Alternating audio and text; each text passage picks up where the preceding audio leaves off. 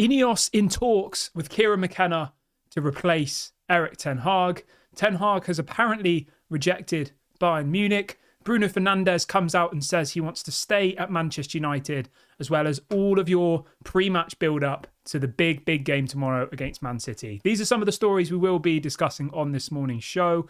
But before we get into that, please give the video a like. Let's go for 250 likes on today's show. And make sure you subscribe as well. We'll be live throughout the whole transfer window. We'll have a video for you in the morning, a video for you in the evening, and if anything breaks during the day, I will go live as well. So make sure you get involved. We're only like 10 subscribers away from 22,000 now. So if this is your first time watching, do me a small favor, hit the subscribe button, smash a like, and let's get straight on into it. So let's start the show off by reacting to this Bruno Fernandes interview. The interview is with the Players Tribune. It's a massive piece, really interesting. It's like pages and pages and pages and pages long. And the gist of it is Bruno Fernandes explaining how he came to Manchester United, what it means to him being the Man United captain, all of that kind of stuff. But I've gone through it and just picked out the most important quotes that I think, you'll be interested in. So Bruno Fernandes says this. He says, "I love to step out at Old Trafford more than anything in the world. I do not want to leave." Okay. He says, "Playing for Man United has always been my ultimate dream." So he doesn't want to go anywhere, apparently. I don't know. I feel like it sounds a little bit strange to me personally to put out this massive... It's kind of been addressed as a letter to the fans. That's how it's been marketed, branded, whatever you want to call it. I have a feeling that Bruno's going to leave this summer. I don't know why. I just have this feeling inside. If I was Bruno Fernandes, he is 30 in a couple of months' time. He hasn't actually won that many trophies in his career. Like, he's definitely a good player, but I think he won the Portuguese league with Sporting, and that's kind of it. He hasn't won the Champions League. He's not won the Europa League. He's not won the Premier League. He's not won the FA Cup. Like, he's not actually won many trophies. For somebody who's 30 in a couple of months, I'm just having a look now. So he won the League Cup last season, and he's won the Portuguese League twice, and that's it. In 29 years, well, in his professional football career, he's won 3 trophies, the League Cup and the Portuguese League twice. And the Portuguese League was back in 2017, so like 7 years ago. And if I'm Bruno Fernandes, yes, I'm the Man United captain. Yes, it's one of the biggest clubs, if not the biggest club in the world. Yes, it's an honour to be the captain. Like, I agree with all of these things, of course. But, if a Bayern Munich comes along, I mean, I say that Bayern Munich didn't win anything this season, but I think this year was the first time in 12 years Bayern Munich hadn't won a trophy. Everyone's laughing at Harry Kane. He leaves Tottenham, who never win anything, to go and join Bayern Munich, and Bayern Munich then don't win a trophy. Like, it's terrible luck for Harry Kane, isn't it? But yeah, it'd be interesting to see what happens with Bruno Fernandes. I do think it's interesting that this story has come out on the eve of our biggest game of the season. Bruno also says this. He says, "I want to say a few words from the heart before the FA Cup final." He says, "I know that it has not been an easy season for the fans. We have not been up to the standards that you deserve. We have not always matched the support that you've shown us. As the captain, I feel that more than anyone, and it is not a responsibility that I take for granted." So he's effectively apologising for a very poor season, which I think is the bare minimum they can do. Like, some of the players this season have put in no effort whatsoever, in my opinion. I don't want to name names, but in all fairness, Bruno Fernandes has been good. Kenny says, if McKenna comes to United, I'm officially going to take a break from the club. Wow. We'll talk about Kieran McKenna now then. That's bridged into the next part of the show nicely. So Kieran McKenna, I'm a little bit late on this story. I know it broke last night, but I kind of wanted to wait until more journalists had come out with the story, because last night it was one journalist on Sky Sports who I'd never heard of saying that Man United were in talks with Kieran McKenna. And as you can imagine, every person on Twitter went into meltdown saying that Kieran McKenna's coming, Ten Hag's been sacked. Like, the stories were already being written, all off the back of this one story from a journalist on Sky Sports who's not even a regular journalist there. And I thought back to the summer. I thought back to last year. How many times did Sky Sports tell us that Sheikh Jassim was going to win the bid? Probably about 100 times. Every single day, Sky Sports would put up a new article saying, Sheikh Jassim's the favourite, he's going to win, blah, blah, blah, it's a matter of days, and then he didn't. And the thing with this story that came out last night, it was a video that was circulating on social media from a journalist who was reporting for Sky Sports. And he was saying that apparently Omar Barada has met with Kieran McKenna and his representatives. And I thought on that for a little bit, and I thought, how could Omar Barada meet with Kieran McKenna and his representatives? You're probably thinking, what are you talking about? See if you can work it out for a minute. So this journalist puts out breaking news. Omar Barada meets with Kieran McKenna and Kieran McKenna's agent to discuss him becoming the Man United manager. And that's the only thing that people focused on. But Omar Barada hasn't even started working for Man United yet. He's on gardening leave. He doesn't start until next month. So how has this journalist, who I've never heard of, found out that supposedly a man who doesn't even work for Man United yet has gone for a secret meeting that only this one journalist knows about, this Sky Sports journalist who I'd never heard of? It just didn't add up to me, and I thought there's no point going out immediately now with this video saying McKenna's going to join the club, blah, blah, blah, because I don't know. I think you do have a bit of a duty of care to look into all of these things and try and actually think about it. But since I've kind of slept on it, a few more people have come out. So The Athletic have come out this morning saying that apparently McKenna is among a number of candidates Man United will consider should Erik ten Hag exit the club this summer. And the story goes on to say that that apparently Man United have made contact with Ipswich Town manager Kieran McKenna. But The Athletic's article doesn't specify who's made contact. It doesn't specify, whether it was Omar Barada. It doesn't specify when it was. It's kind of vague, which I think is probably better because, coming out with a headline saying that a specific person from Man United has gone and met Kieran McKenna, and when he doesn't even work for Man United yet, it was causing alarm bells in my head. Kenny says, if Kieran McKenna joins, I will be INEOS out. I'll say this for you, mate, right? I think the way that INEOS have handled the Erik ten Hag managerial situation is an absolute disgrace, to be honest with you. I think it's an absolute disgrace. I really, really do. Now, it's only one thing, so I'm not going to judge it on them completely, but this could have been stamped in the ground months ago. If they want Erik ten Hag to stay, they could have publicly said he was going to stay. If they wanted Erik ten Hag to go, just like Bayern Munich have done, they could have said, we're going to part ways with Erik ten Hag in the summer. We want to try everything we can to, win the FA Cup, win whatever it might be, try and finish in the top four. And you might have actually savoured the season because the players would be looking around thinking, right, we're under the microscope now. Whereas if you wait until after the FA Cup, nobody knows what's going on. The players will get let off the hook. So I think it's been handled terribly. Let's see what people think of the poll. Yeah, so I put up a poll saying, have INEOS handled the managerial situation badly? 76% of you think they've handled it badly, and 24% of you think they've not handled it badly. I think they've handled it terribly, to be honest with you. Really, really poor. I think it's an absolute disgrace, to be honest. I really, really do. For a club of our size, on the eve of our biggest game, we play our biggest game of the season tomorrow against our biggest rivals, or our biggest local rivals, whatever you want to call it, in a game we have to win to get European football. And all anybody's talking about is the manager, literally. And people will say, oh, well, you're talking about it. Of course I am. I'm somebody who goes on YouTube and brings you guys the news. The only news that's in the media at the moment is about the manager. There is nothing else to talk about, really.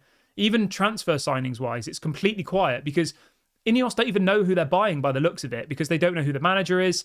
They haven't got Dan Ashworth yet. They don't have a director of football. They don't have the CEO yet. It's a mess. It's an absolute mess.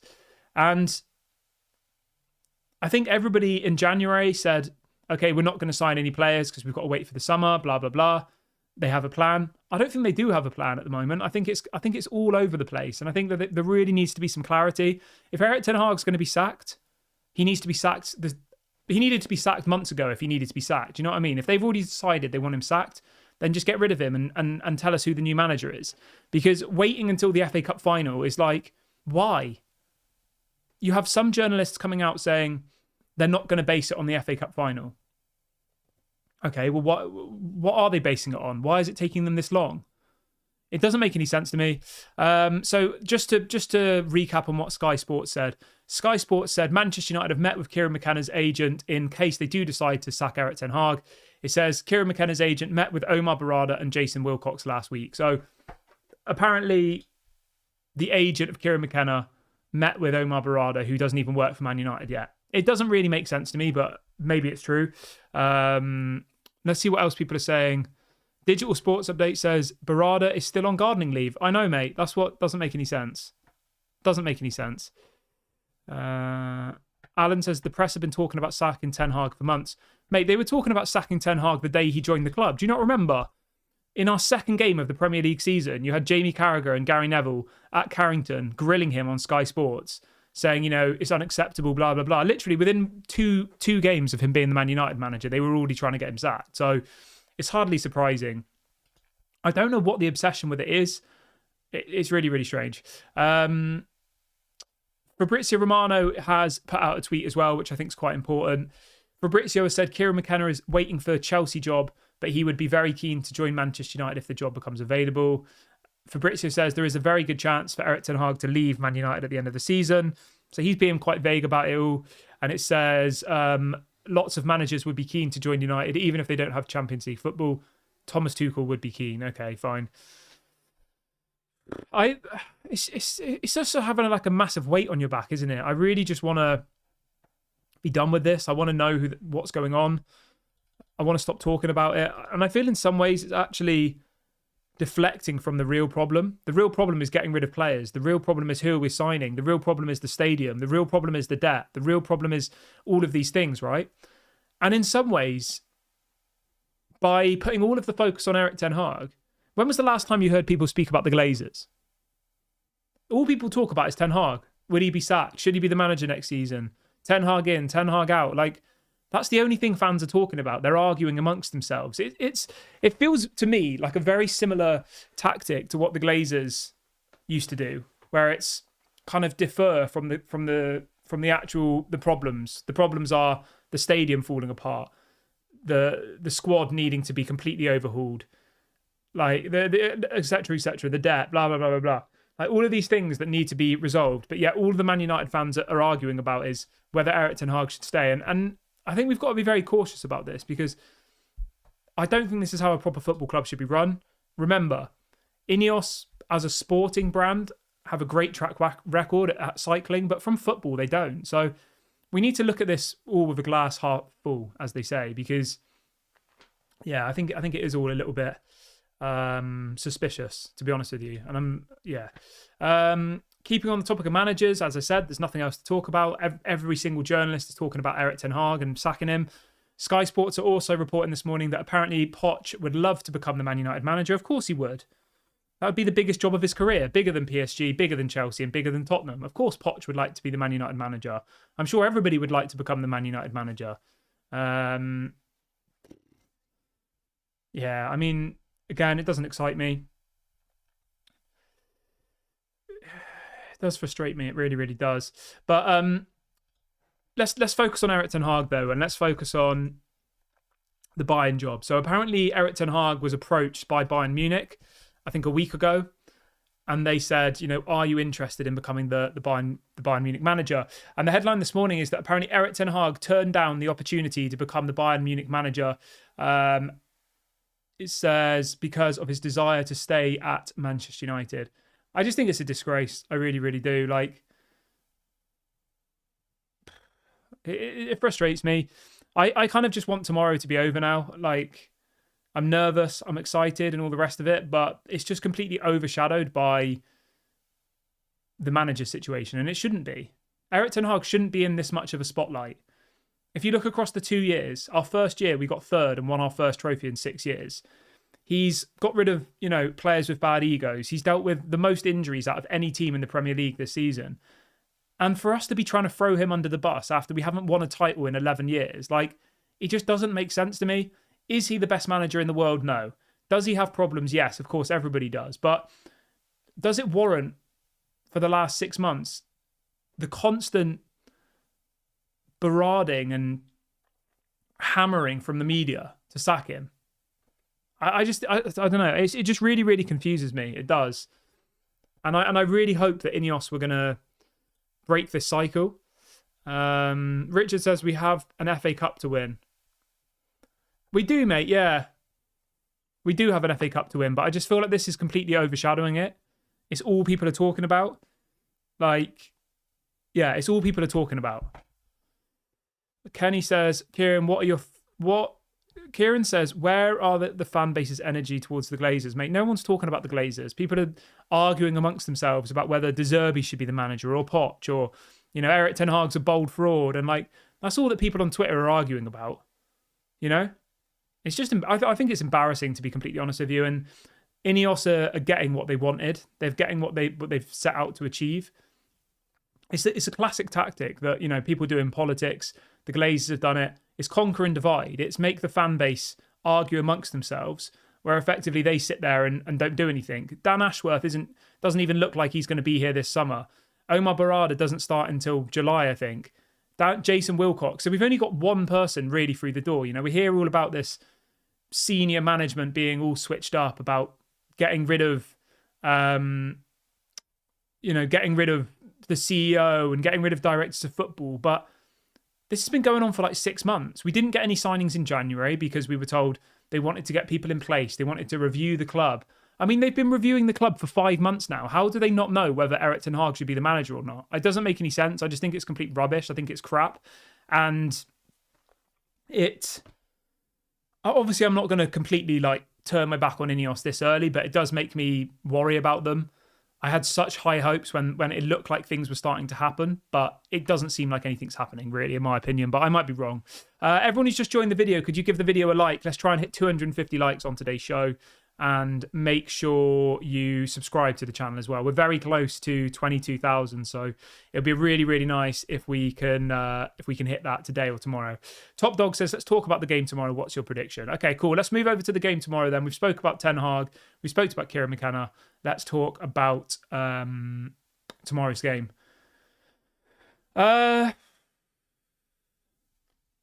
Well, I'm going to be honest. I'm expecting us to lose. I think everyone's expecting us to lose. And that's not me being negative. Man City are the best team in the world, realistically. They've won four Premier Leagues back-to-back. Can we beat them? Yes, of course. Crazy things can happen in football. Maybe they get an early red card. Maybe, you know, we hit them on the counter-attack. Maybe Eric Ten Hag has a tactical masterclass and we go and batter them like Atalanta did to Bayern Leverkusen, you know? Although Atalanta were obviously a very, very good team, I don't think anybody expected Atalanta to win 3-0, did they? Like, Bayern Leverkusen were unbeaten. We can beat Man City. I mean, let's look at the odds in the bookies. I'm sure it's an absolute landslide in favour of Man City, isn't it? Yeah, it's crazy. If you put a tenner on Man United to win tomorrow, you'd get back £93. If you put a tenner on Man City to win tomorrow, you'd get £15 in total. So like, the odds are absolutely crazy. Everyone's expecting Man City to win. I don't really know what to say, to be honest. And I think the more I speak about tomorrow, it just annoys me more, because like, why are they waiting until after tomorrow? What are they expecting from Eric Ten Hag? They're expecting him to perform a miracle if we're going to beat Man City. I said this the other day. Like, if Eric Ten Hag beats Man City tomorrow, he deserves a statue outside Old Trafford. Like, he was the first manager in 6 years to win us a trophy.